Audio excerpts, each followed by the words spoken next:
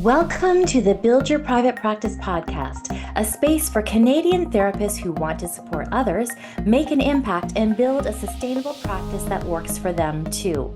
I'm your host, Leanne Wood, a registered psychotherapist, group practice owner, and business mentor, and I'm here to help you build a private practice that allows you to keep doing the work you love without burning out. Because the people who need your help the most are counting on you, and you deserve a practice that supports you while you support them.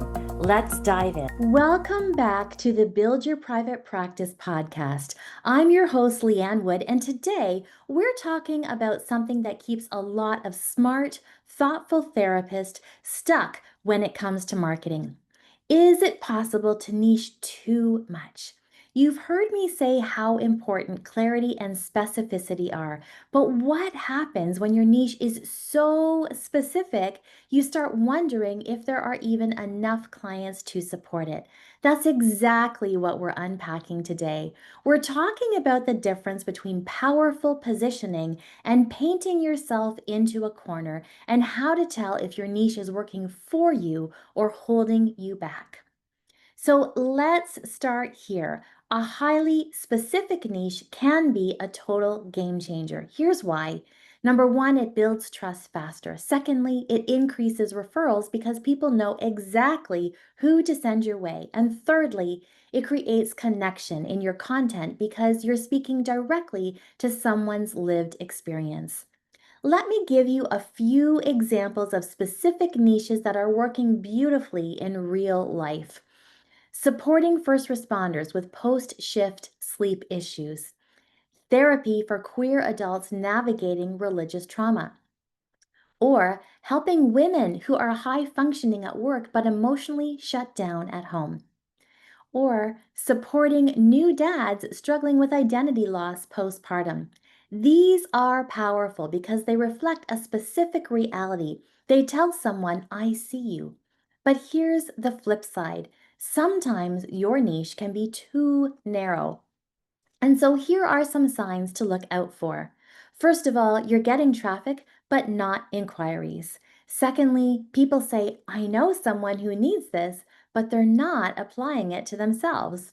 Third, you have to explain your niche every time someone asks you what you do. And fourthly, your referral network seems confused or isn't sending aligned clients. If your niche is so narrow that it feels like you're speaking to a single client, it might be time to zoom out just slightly.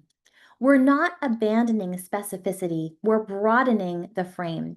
So, how do you adjust your niche without becoming vanilla again? Here are a few strategies. Number one, go from situation specific to identity specific. Instead of grief support for women who lost a parent in the past year, try therapy for women processing deep, complex grief tied to family dynamics. Secondly, use emotional experiences instead of diagnoses. People Google, why am I always on edge, more than they Google GAD support. Thirdly, layer in values or world views. For example, support for highly sensitive helpers navigating burnout hits differently than just burnout support. You're still specific, but you're giving yourself more room to grow. So the real question is, can your niche grow with you? If you are building towards an associate practice, maybe launching a course or adding supervision, ask yourself these three questions.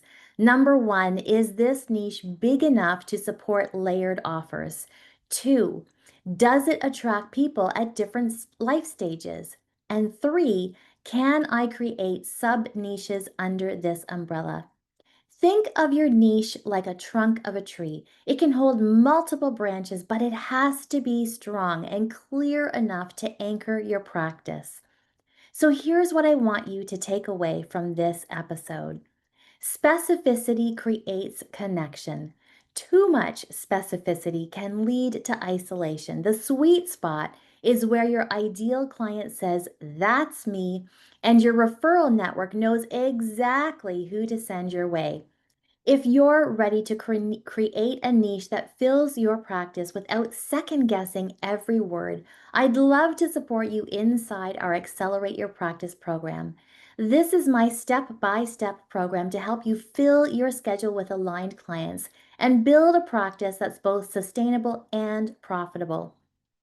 You can find all the details online at buildyourprivatepractice.ca or just head to the link in the show notes below. Thank you so much for tuning in today. If this episode got you thinking about your niche in a new way, come tell me about it in the BYPP Facebook group. I'd love to hear your reflections.